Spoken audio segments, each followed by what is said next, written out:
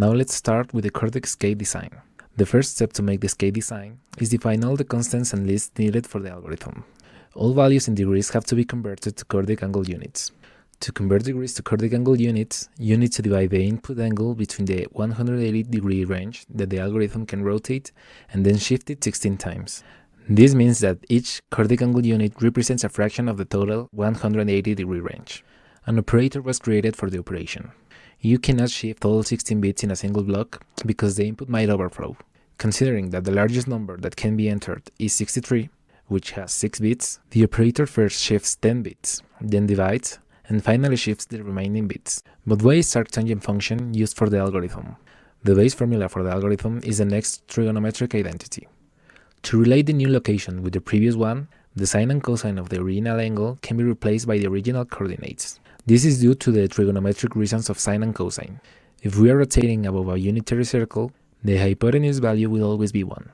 So sine is going to be the length of the opposite side and cosine is going to be the length of the adjacent side. Using cosine as a common factor, we obtain this.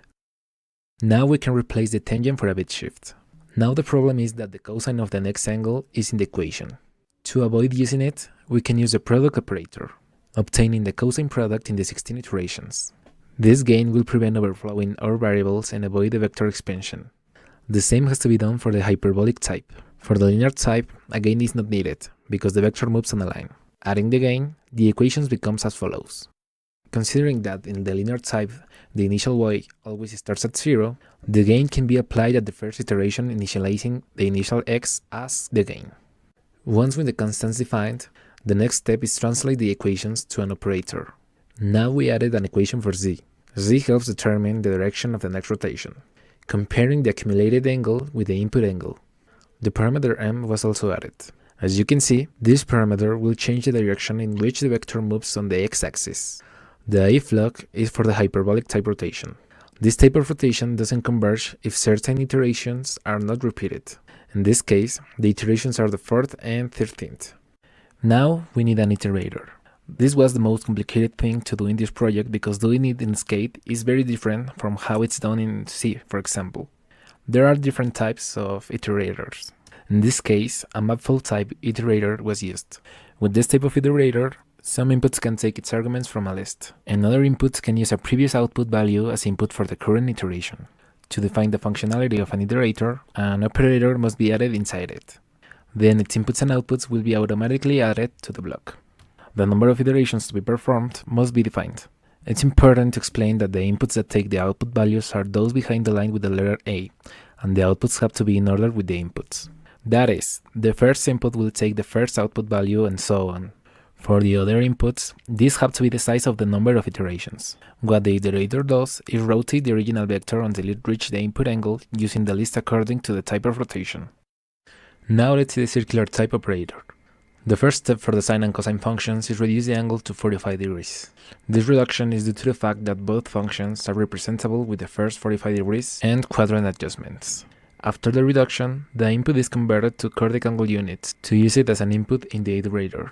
And then the outputs are adjusted by the out adjustment operator and the quad adjustment variable obtained in the angle dim operator.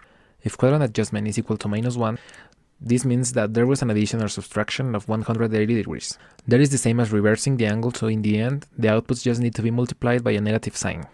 For the 90 degrees adjustment, it's important to remember that if we move any angle 90 degrees up or down, the function's results are going to switch places, and we'll need a sign depending on the direction of the rotation.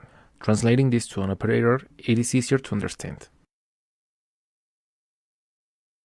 Now let's see the hyperbolic operator.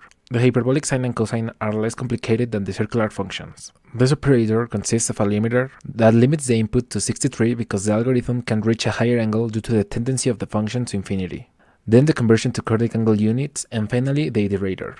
The outputs don't need any adjustment. As you can see, the main differences between this operator and the last one is that here we are using the parameter m as -1, and the list used is the inverse hyperbolic tangent. Now let's see the last type of rotation, the linear type. This type of rotation is very different compared to the other two types. The conversion to CORDIC angle units is different because the inputs are not in degrees. X and Z are integers. The best way to work with the inputs is to extend them to the maximum number of bits. This is essential to obtain the correct outputs. Then, we need to save the shifts done to adjust the output, making the same amount of shifts to the right. This will allow the algorithm to work with precision for very small numbers. For the adjustment, we need a module. This is because for small inputs, the addition of the shifts could be more than 14, and if we shift to the right more than 14 times a number of 16 bits, we can lose our result. Considering that there is no block for while loops, the operator for converting to CORDIC units uses an iterator with the maximum possible number of shifts for the input. If the number is at its maximum number of bits, the input doesn't change in the remaining iterations.